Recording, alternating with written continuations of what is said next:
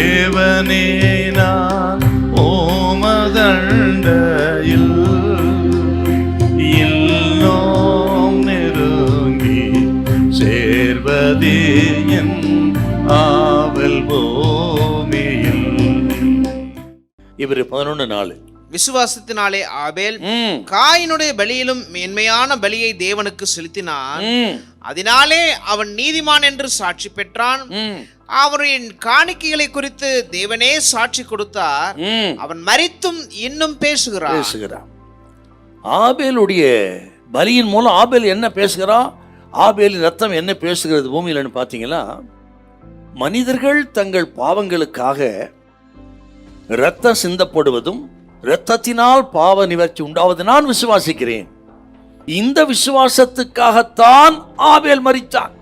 தன்னுடைய சொந்த பக்தி விருத்தி நிமித்தம், பலியின் நிமித்தம், விசுவாசத்தின் நிமித்தம் ஆபேல் மரித்தான்.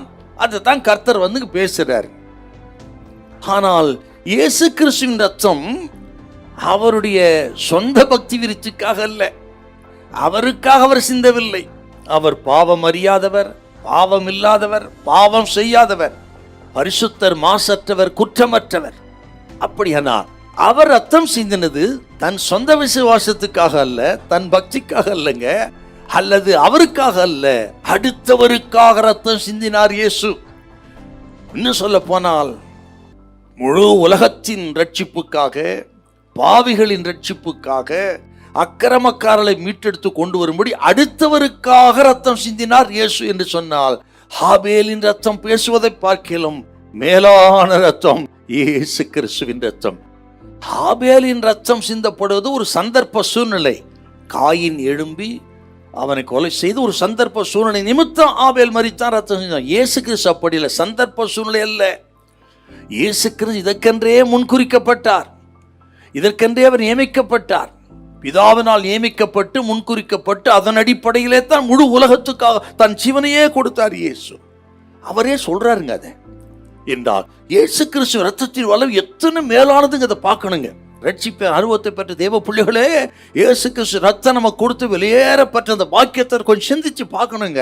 சிந்தித்து பார்த்து அந்த ரத்தத்துக்கு வரணும். பாவ நிலையில் இருக்கிற யாரா இருந்தாலும் சரி, எப்பேற்பட்ட பாவத்தை செய்திருந்தாலும் சரி, யாரா இருக்கட்டும், உன்னோடு தான் கர்த்தர் பேசுறார். இப்பொழுது அநேகரை மீட்கும் பொருளாய் தம்மை தாமே ஒப்பு கொடுத்த இயேசு கிறிஸ்து ரத்தம் உங்களோடு பேசுகிறது. சிலுவைக்கு வாருங்க, ஆண்டவரத்துல மன்னிப்பை கேளுங்கள். இப்பொழுதே உங்களை பரிசுத்தப்படுத்தி தூக்கி எடுக்க இயேசுநாதர் வல்லவர். பாவ விமோசனத்துக்கு ஒரே வழி உலகத்துல இயேசுவே. ஹல்லேலூயா, ஹல்லேலூயா.